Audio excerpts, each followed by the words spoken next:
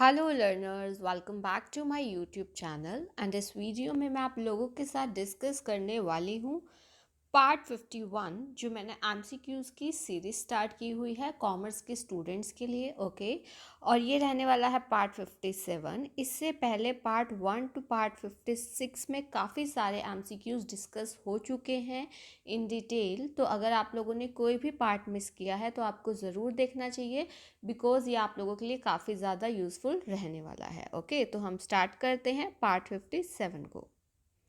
आपका क्वेश्चन है practical based. Okay, आपको पता ही है फॉर्मूलाज आपको आने चाहिए और आपके क्वेश्चंस प्रैक्टिकल आते हैं आपके कॉमर्स के एग्जाम में।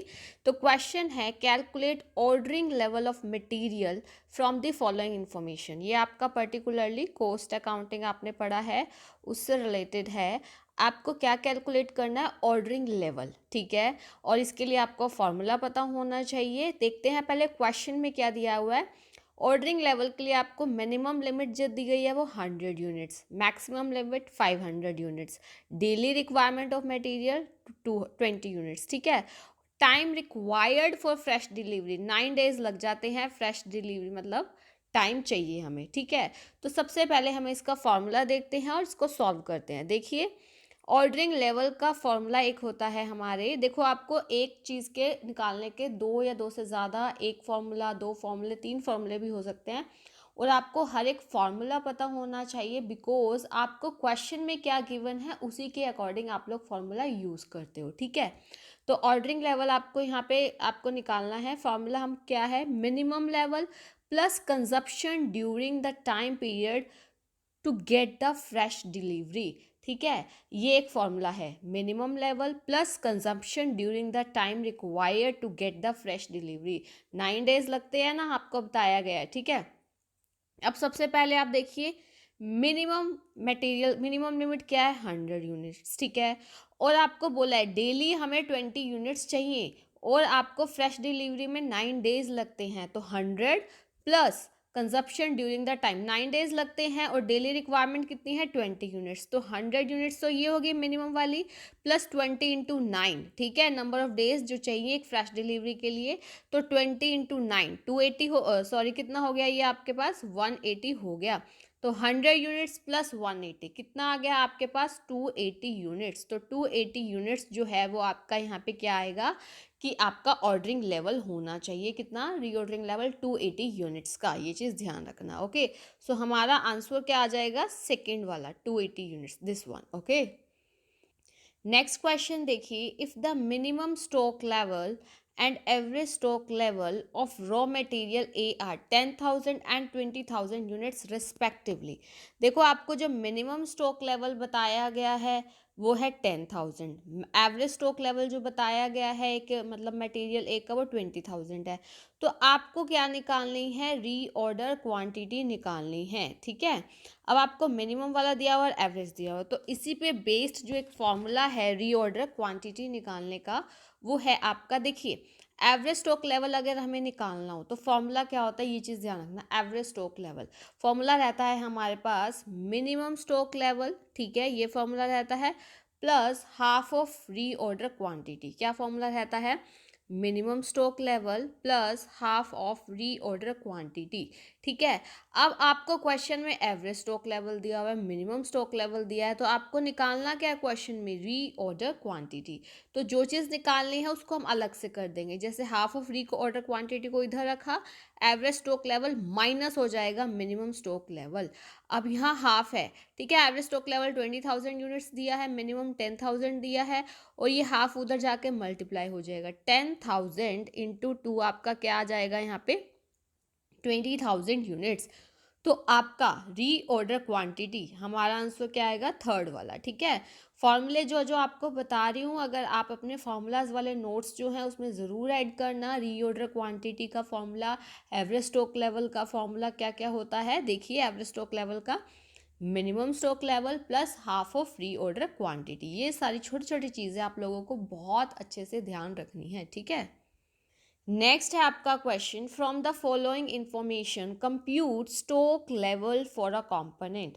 आपको क्या निकालना है यहाँ पे? स्टॉक लेवल निकालना है कंपोनेंट के लिए। और एक चीज़ ध्यान रखना, आपको क्वेश्चन में क्या क्या दिया हुआ है ये आप लोगों के लिए बहुत इंपॉर्टेंट है। जब भी आप प्रैक्टिकल क्वेश्चंस अटेम्प्ट करेंगे सो आपको हरी बिल्कुल भी जल्दी नहीं करनी है, आपको ध्यान से एक एक चीज़ को पढ़ना है, ठीक है। अब आपको क्या निकालना है, मैक्सिमम यूसेज आपको दिया हुआ है मंथ में 300 यूनिट्स मंथ में दिया हुआ है, ध्यान रखना। मिनिमम यूसेज दिया हुआ है 200 यूनिट्स का, एवरेज यूसेज भी दिया हुआ है 225 यूनिट्स का।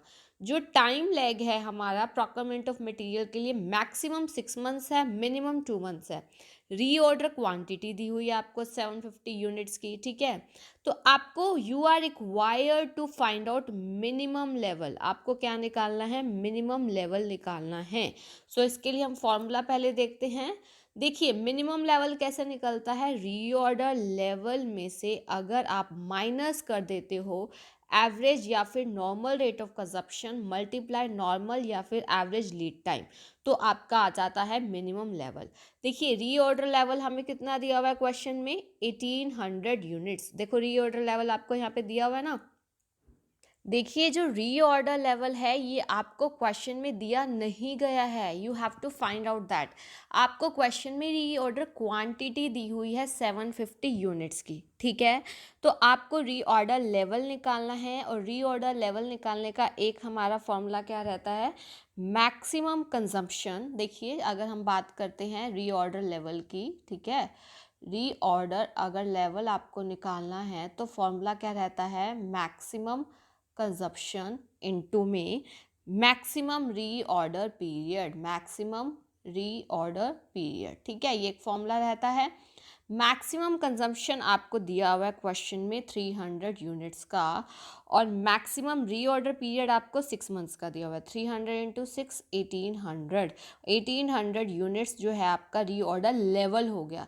देखिए यहाँ पे मैक्सिमम 300 यूनिट्स, मैक्सिमम टाइम 6, तो 300 इंटू 6 1800 यूनिट्स। तो अब हम मिनिमम लेवल निकालेंगे जो आपके क्वेश्चन में पूछा गया है, और मिनिमम लेवल का आपका फॉर्मूला होता है रीऑर्डर लेवल माइनस नॉर्मल और average rate of consumption multiply normal और average lead time. Reorder level अभी हमने निकाला है 1800 units, minus normal rate of consumption आपको 225 यूनिट्स दिया हुआ है। अब आपका यहाँ पे क्या हो जाएगा, नॉर्मल लीड टाइम कैसे निकलेगा, आपका जो मिनिमम है टाइम प्लस जो मैक्सिमम है उसको 2 से डिवाइड कर दोगे, एवरेज निकल आएगा वो 4 आएगा एवरेज, ठीक है। 225 इंटू 4 कर देंगे तो 900 आ जाएगा। तो 1800 माइनस 900 जो है आपके पास कितना आ जाएगा, 900 यूनिट्स। तो आपका आंसर बेसिकली यहाँ पे क्या आने वाला है, दिस वन, बी वाला। ओके ध्यान रखना, एक एक चीज़ का आपने फॉर्मूला नोट करना है। उसके बाद देखिए next question, calculate reordering level from the following information. आप लोगों को यहाँ से क्या निकालना है, रीऑर्डरिंग लेवल निकालना है। मैक्सिमम कंजप्शन आप लोगों को 1500 यूनिट्स पर डे दिया गया है, मिनिमम कंजप्शन आप लोगों को क्या दिया गया है, 1000 यूनिट्स पर डे, और रीऑर्डर पीरियड आपको दिया हुआ है 7 to 9 डेज, ठीक है।